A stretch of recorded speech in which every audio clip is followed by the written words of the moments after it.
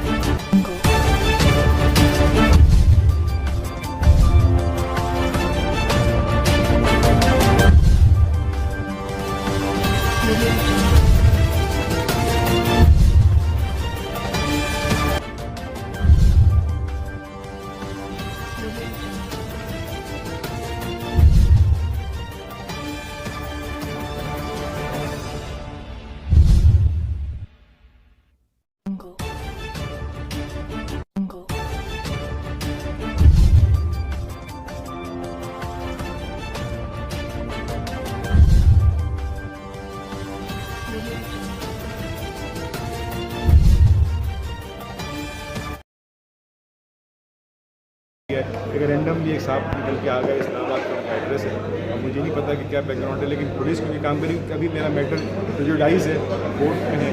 मैं वही बात करूँगा जो हक़ाइक़ मेरे पास मौजूद हैं, जो कोर्ट के पास हैं। जौहर साहब, तजारत न्यूज़ ने एक स्टोरी चंद माह कबल ब्रेक की थी। एक एडिशनल आईजी कराची है साबिक, जो इस पूरे गिरोह के पीछे है, उसने भी 600 से ज़ायद मुतासरीन हैं जो मेरे पास मालूमात है। तो आप समझते हैं कि इसमें कोई सरकारी अफसर इन्वॉल्व है आपके केस में? मैं बिल्कुल नहीं समझता, क्योंकि मेरे साथ जो सरकारी अफसर पुलिस के हैं वो बहुत ज़्यादा ताउन कर रहे हैं, इसमें इन्वेस्टिगेशन कर रहे हैं, इस बात को आगे बढ़ा रहे हैं। उन्हीं की इन्वेस्टिगेशन है कि आज मेरे पास ये हक़ाइक़ निकले। मैं तो इन्वेस्टिगेशन नहीं कर सकता, काम तो पुलिस का है। तो मैं ना ऐसे किसी अफसर को जानता हूँ, ना मैं किसी अफसर के खिलाफ बात कर सकता हूँ कि मेरे पास कोई हक़ाइक़ नहीं है। और मुझे नहीं नज़र आता है कि इसमें कोई इस टाइप के लोग इन्वॉल्व हैं। ठीक है, छोटे मोटे लेवल पर चीज़ें होती हैं कि वहीं मैनेज किया गया है, लेकिन ऊपर पुलिस का बहुत इस तरह के वाक़यात नुमा हो रहे हैं, जिससे जो बिज़नेस कम्युनिटी हरासा हो रही है, तो इसके बारे में कुछ आज जो प्रेस कॉन्फ्रेंस की गई है Korangi association of trade and industry में, जो पाकिस्तान का सबसे बड़ा इंडस्ट्रियल जोन है, तो इसमें मकसद ये था कि जोहर अली कंधारी साहब जो इसके चेयरमैन हैं, उनसे जिस तरीके से उनके ख़िलाफ़ झूठी FIR काटी गई चेक बाउंस होने पर, ना उनके चेक थे, ना उन्होंने कोई पैसे किसी के देने थे, तो फ्रॉडुलेंट FIR काटी गई, उनके चेक फेक साइन करके उनको बाउंस करवाया गया और फिर उनको उस FIR में इम्प्लिकेट किया गया। 12-14 दिन